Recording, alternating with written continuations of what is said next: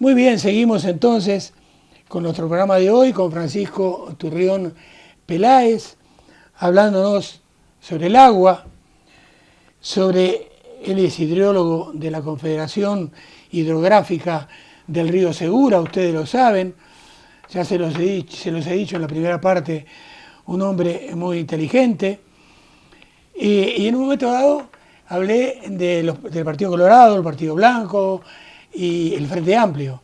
Pues el Partido Colorado en mi país fue siempre, digamos, el PP aquí. El Partido Blanco vendría a ser entonces un centro derecha. Y después estaban todos los partidos de izquierda, que como no ganaban nunca, el número de votos sí, pero como estaban tan divididos, no, se unieron y desde hace, reitero, 2 legislaturas. Ahora hay un doctor, hay un oncólogo muy bueno que está como presidente allí en nuestro país. Muy bien, sigamos entonces con el tema. Y la primera pregunta es una de las que me mandaste vía email para que te la hiciera en el día de hoy. Me pusiste, conocemos los beneficiarios del trasvase, el Tajo Segura, pero también hay agricultores murcianos y albaceteños perjudicados por ese trasvase que no tienen acceso a ningún uso nuevo de agua, porque hay que decir que no tenemos agua. Efectivamente, y eso es al hilo de lo que decíamos antes, de lo que era el estado de excepción hídrica que comentábamos, que tenemos esa normativa pues que no se ajusta a la realidad, no es científica, no se basa en datos científicos, de que se impide el acceso de los ciudadanos de la cuenca del Segura a nuevos usos del agua. Y estaba comentando antes la anécdota de cuando aquel hombre que me llegó un día y me preguntó, mire, yo tengo una finca en el municipio de Mula, concretamente, y me gustaría ponerla en regadío. Oiga, mire usted, ¿qué está diciendo? ¿No se da cuenta que hay una ley de aguas y un Real Decreto Ley 386 que dice que la cuenca del Segura está sobreexplotada entera y que no se pueden dar nuevas concesiones y que... Ya, pero es que mire, mi vecino de al lado, la finca que tenía, que era como la mía, la ha alisado, la ha esplanado toda y la ha puesto de regadío y la ha roturado entera y está plantando lechugas. Y digo, hombre, pues a mí me gustaría. Digo, ya, pues mire usted, no se preocupe porque lo que está haciendo ese hombre es ilegal y eso seguro que a tarde o temprano tendrá su castigo porque lo que no se puede hacer. Bueno, con el tiempo lo que me enteré es que este señor al final acabó vendiendo de la finca al que tenía las lechugas y su finca también se transformó en lechugas.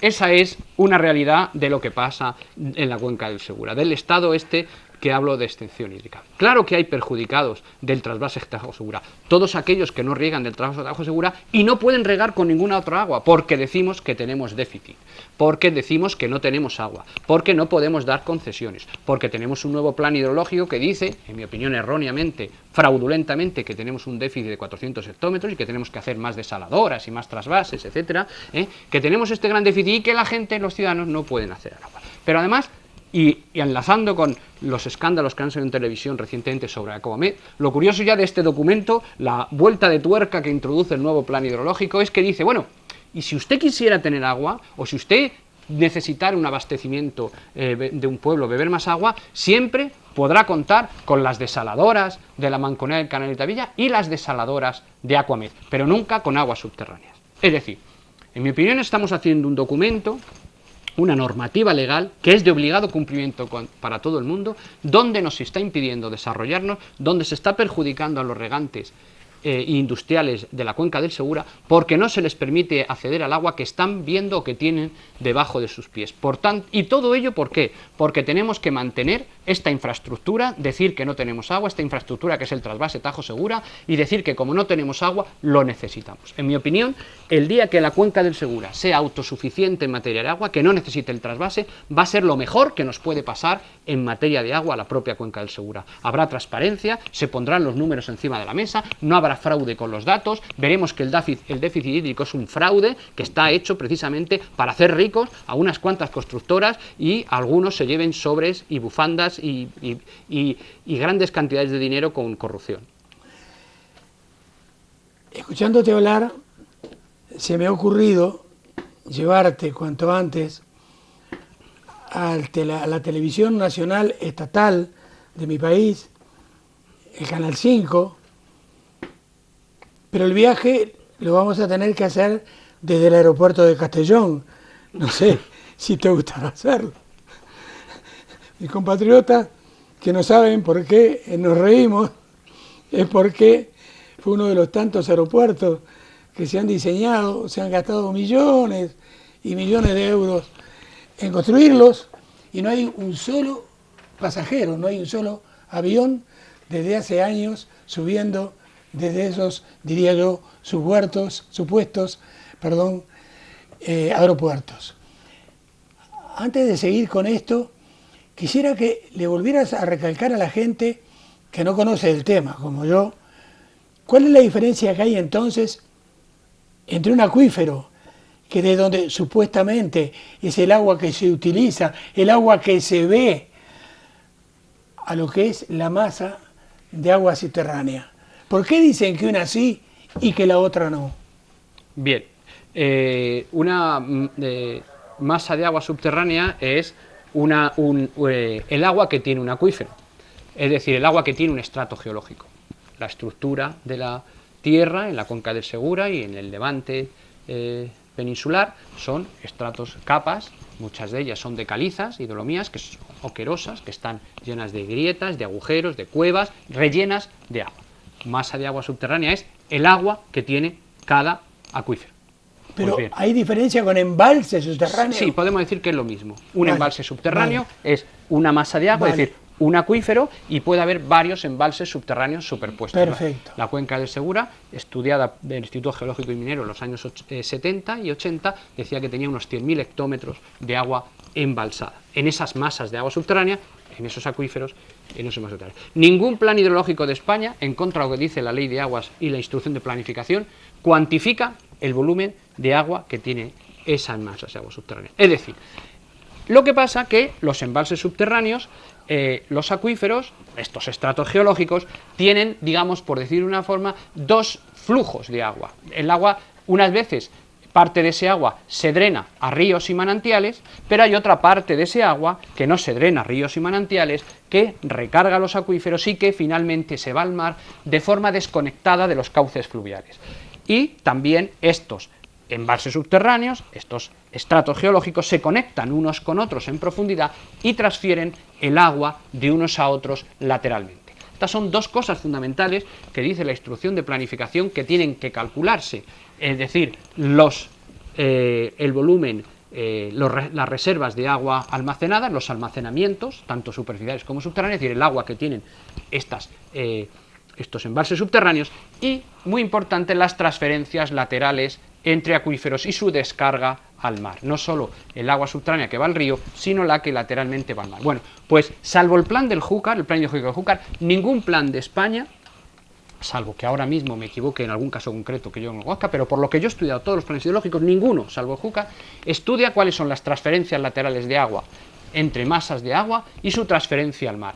Hacen una simplificación del ciclo hídrico, una simplificación infantil, como había dicho antes, donde considera que todos los acuíferos lo único que hacen es que el agua infiltrada de lluvia la devuelven al río. Es decir, eso que decía antes, la mutilación del ciclo hídrico, que hemos cortado este ciclo a nivel del río y debajo no tenemos más agua. Por tanto, hay, muy importante, estos estratos geológicos que contienen agua en su interior, son embalses subterráneos, también se dan en masa de agua subterránea y tienen un drenaje al mar que debemos incluir en los balances hídricos.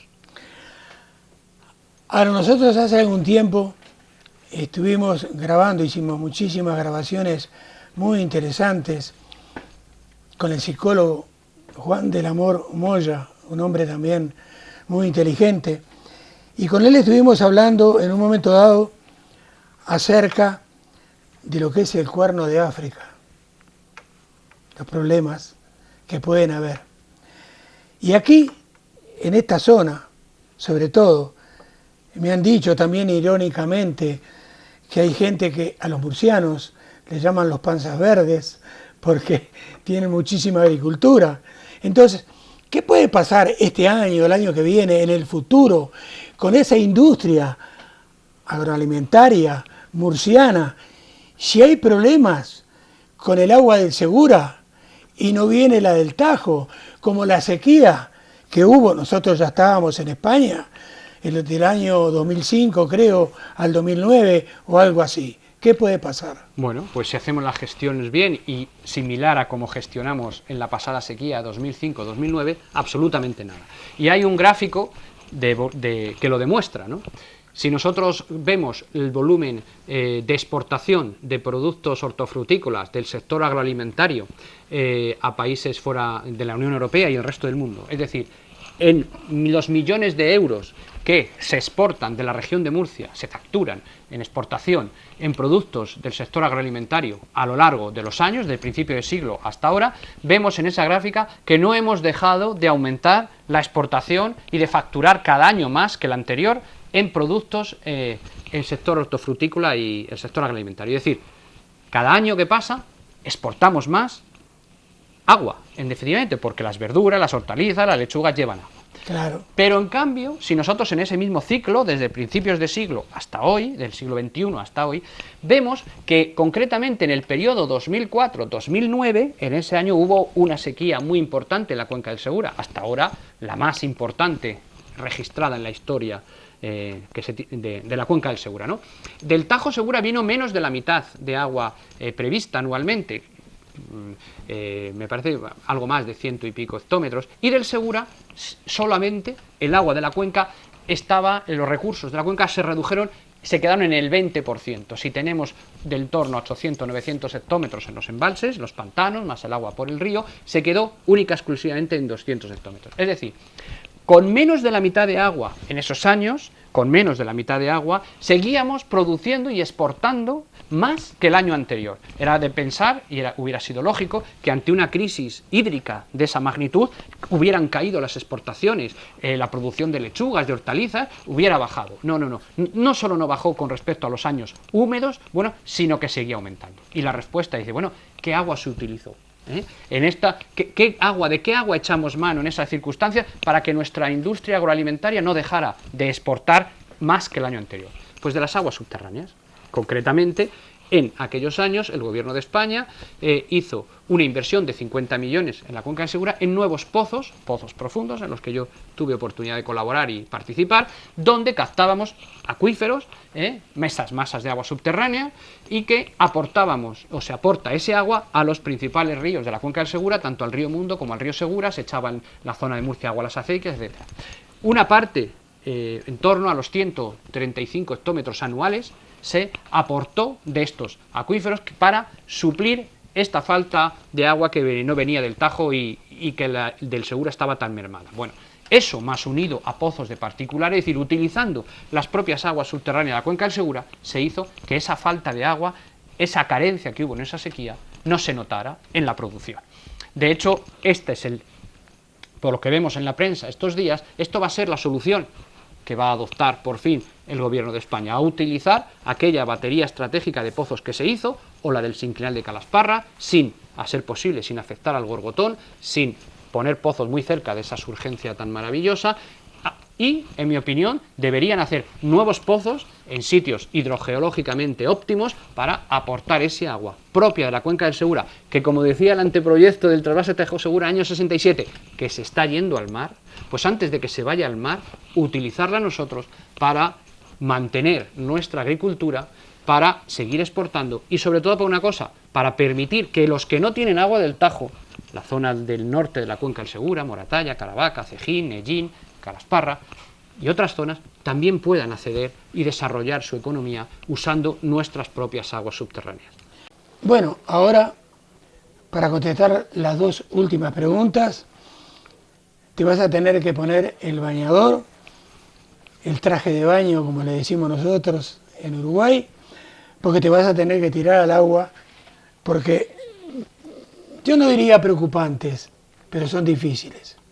Me decías, ¿cuál es el fraude del déficit hídrico que decís y por qué se benefician de él los negocios de las grandes obras públicas como las desaladoras de Aquamed, por ejemplo, que hemos conocido estos días por la prensa, con una inversión de más de 1.000 millones de euros y que se encuentran apenas al 40%, esto es grave, de su rendimiento? Bueno, pues el hecho, como comentaba antes, que digamos que digamos que tenemos déficit de agua, no tenemos agua, es lo que hace, ayuda, fomenta, ¿no?, estas obras públicas faraónicas, estas desaladoras que ahora por el alto coste del agua los regantes no pueden pagarla y están paradas con esa enorme inversión. Entonces, eso que decimos déficit hídrico es la base de estas infraestructuras y de este gasto descomunal en obra pública. Pero el gran fraude de la planificación hidrológica en España, y que lo he comentado un poco antes, es lo que hemos dicho, es decir, es no considerar como recursos propios el agua que tenemos y que se va al mar. Es decir, el coger el ciclo hídrico y ver, esto es lo que llueve, esto es lo que se evapora, pues bien, el agua disponible es la que es, como vemos la que va por el río, y aquí parar y decir, bueno, pues la otra, no calculo esa otra agua que va al mar porque no me interesa, porque en el momento que la calcule ya no tengo déficit hídrico, por tanto ya no tengo que justificar nuevas desaladoras, ni el trasvase del Ebro, ni el trasvase ahora de la Sierra de Gredos, del Valle del Tietar, etcétera, etcétera, zona de Ávila. Es el gran fraude de la planificación, es algo que no estaba en los estudios de Ramón Llamas en el año 66, es algo que no está en el resto del mundo. En Sudamérica, cuando uno ve bibliografía sobre investigación hidrogeológica, no tienen el problema, o sea, ellos hablan con absoluta naturalidad de lo que es la fórmula de Castani, ¿no? Esto que estamos diciendo son 4 factores, es muy sencillo, es lo que es un balance como las cuentas de una casa, es decir, los ingresos es la lluvia, bueno, pues hay unas cosas que yo me gasto en comer fijas, bueno, la evaporación, y el resto del dinero es pues el que tengo para salir, para gastarlo, etcétera. Pues es como si yo de ese dinero hay una parte que dijera, esto no existe. Claro, y si digo que no existe, permanentemente con la otra pequeña cantidad no tengo para todas las demandas y todas las necesidades, ¿no? Bueno, pues uno ve esa bibliografía, esa forma de hacer planificación, y allí con toda naturalidad hablan de lo que se llama infiltración o recarga, que es ese agua que no va al río, ese agua que va al mar. Aquí calculamos ese dato en milímetros, pero luego no lo multiplicamos por la superficie de la cuenca. Es decir, el fraude consiste en que no incluimos ese volumen de agua tan importante en los recursos naturales. Como no lo incluimos, lógicamente nos salen números negativos en función de las demandas que tenemos, nos salen déficit y ya tenemos la excusa perfecta para que las grandes constructoras nos convenzan en un programa de televisión, para el déficit yo propongo estas desaladoras o estas obras. Y ahí tenemos ya la corrupción, la justificación de la corrupción de las estamos viendo en obras públicas tipo Aquamed, como estamos viendo. Con razón, el otro día un amigo me dijo que aquí en España 2 más 2 son 5. En fin, la última pregunta entonces es, ¿por qué el nuevo plan hidrológico 2015-2021, tengo entendido, recientemente aprobado por el gobierno en funciones, obliga a consumir agua desalada de plantas Aquamed, entre otras, para nuevos usos y no deja a los regantes utilizar el agua subterránea, que como bien vos decís, la tienen debajo de los pies? Eso es irrisorio. Pues sí, precisamente es para amortizar esas obras, para que se justifique que son necesarias. El caso es, y así lo dice el plan hidrológico, uno lo lee y se sonroja, pero el problema es que si lo leo yo y los restos de ciudadanos no lo leen, pues el único que se sonroja soy yo, ¿no? Cuando uno ve el plan hidrológico y dice que ha aprobado el gobierno recientemente, por cierto, un gobierno en funciones, un plan que es 2015-2021, pero hasta el año 2021 es este plan, pero lo aprueba un gobierno que mañana no va a estar, pero bueno. Y dice eso, no se darán nuevas concesiones para ningún uso de aguas subterráneas. Volvemos a lo que decía el problema hidrogeológico de la Mancha, ¿no? Las aguas subterráneas hay que esconderlas, no se darán. Y el que quiera un nuevo uso tendrá que ser de agua, los nuevos usos tendrán que ser de agua desalada, para abastecimiento tanto de la Mancomunidad de los Canales del Taivilla, que tiene 4 plantas desaladoras, las de Alicante 1, Alicante 2, San Pedro del Pinatar 1 y San Pedro 2, y también, ahí lo que añade, las desaladoras, le añade, de Aquamed. Es decir, no solo son unas obras innecesarias, no son unas obras que no necesitamos para nada, sino que ahora, ya que ya están hechas, ahora vamos a tener que pagar. ¿Y qué forma mejor de pagarla? Es cuando te obligan a pagarla, es decir, cuando te obligan a engancharte a esa de plantas desaladoras por encima del uso del agua propia que tienes, que es muchísimo más barata. El agua desalada está en torno a los 60 céntimos de euro IVA incluido, y el agua subterránea está en torno a los 5-6 céntimos de euro, ¿no? Es decir, obligamos a la gente a utilizar estas aguas caras desaladas sin pueda utilizar las aguas subterráneas. Muy bien, una vez más te agradecemos que vengas a redundar en esto cada 2 o 3 meses, porque sé que es muy interesante para la gente y le abre la conciencia también a muchísimas más. Esa gente que, por ejemplo, no ve lo que pasa en África, por ejemplo, porque yo le diría a ustedes que en África, todos lo sabemos, muchísima gente sobrevive sin ropa, sobrevive sin comida, sobrevive hasta sin amor.